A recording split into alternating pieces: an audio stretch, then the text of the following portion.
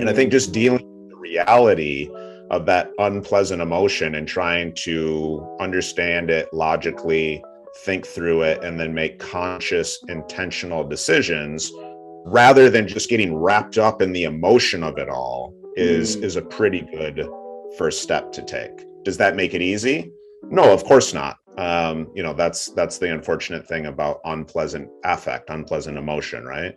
Right. So that might be baby steps. It doesn't necessarily mean, in your case, if your parents want you to be an MBA or something like that, it doesn't necessarily mean, now maybe you did this anyway, you can tell me and your listeners, but that you just say, well, screw it, I'm out of here, Los Angeles, here I come, Hollywood, here I come, and let's just have a go, right? You might have, done a little performing in India first. You might have sort of dug into screenwriting and acting as a field and look at some of the stats and the percentages and sort of educate yourself on it.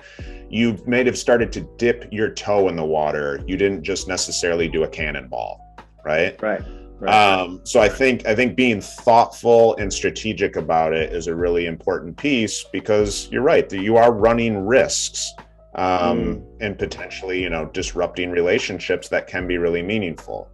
Right. Now, that's also, an American might look at that very differently and say, well, screw it. Like if my, parents don't support me in doing this thing, then that's on them.